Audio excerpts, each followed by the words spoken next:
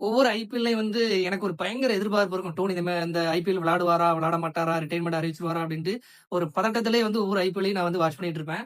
ஆனா இந்த வருஷம் ஐபிஎல் 2026ல டோனி விளையாடுவாரு அப்படிங்கிறது கன்ஃபார்ம் ஆன உடனே ஒரு ஹேப்பியா இருந்துச்சு. ஆனா அதே சமயம் ஜடேஜா வந்து ட்ரேட் மூலமா ராஜஸ்தான் ராயல்ஸ்க்கு விட்டுட்டாங்க அப்படிங்கிறது வந்து எனக்கு கொஞ்சம் இல்ல ரொம்பவே வருத்தமா தான் இருந்துச்சு. ஏன்னா நம்ம ஃபேமிலி மெம்பர்ஸ்ல ஒருத்தர் இல்ல அப்படின்னா என்ன ஃபீல் ஆகுமோ அதே ஃபீலிங் தான் எனக்கு இருந்துச்சு. ஏன் அப்படின்னா ரவீந்திர ஜடேஜாவ விட்டுட்டு சஞ்சீவ் சாம்சன் வந்து வாங்கியிருக்காங்க. அது வந்து எனக்கு கொஞ்சம் வருத்தமான விஷயமா தான் நான் பார்க்குறேன்.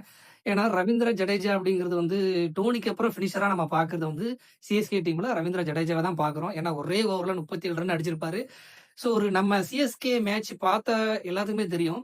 கடைசி 2 பால்ல மேட்ச் எங்க வேணாலும் போகும். அந்த மாரி ஒரு சிச்சுவேஷனுக்கு தான் நம்ம சிஎஸ்கேனுடைய அந்த மேட்சஸ் எல்லாமே ரொம்ப க்ளோஸா போகுற சிச்சுவேஷன்ல தான் வரும். ஸோ அந்த மாரி டயத்துல வந்து பதட்டப்படாம டோனிக்கு அப்புறம் வந்து எனக்கு தெரிஞ்சு நிதானமா பதட்டப்படாம ஃபினிஷிங் ரோல்ல ஃபினிஷ் பண்ணி குடுக்குற ஒரு கேப்பபிலிட்டி வந்து ரவீந்திர ஜடேஜாக்கு இருக்கு அப்படிங்கிறத வந்து நான் கண்டிப்பா நம்புறேன். ஆனா அந்த பிளேயர விட்டுட்டு சஞ்சு சாம்சன வந்து வாங்கியிருக்காங்க. அதுதான் எனக்கு கொஞ்சம் ரொம்ப கஷ்டமாயிருச்சு. ஏன்னா சிஎஸ்கே டீம்ங்கிறது வந்து ஒரு சின்ன டீம் கிடையாது. சிஎஸ்கே டீம் அப்டின்னாலே அங்க ஒரு பிளேயர் ஏன்னா ஒரு சில பிளேயரே வந்து சொல்லியிருப்பாங்க. சிஎஸ்கே டீம்ல விளையாடுறதுனாலே வந்து ஒரு ஒரு பெரிய கனவு அப்டிங்கிற மாரி சொல்லியிருப்பாங்க. இன்னொன்னு எங்களுக்கு ஒரு பதட்டம் இருக்கும்.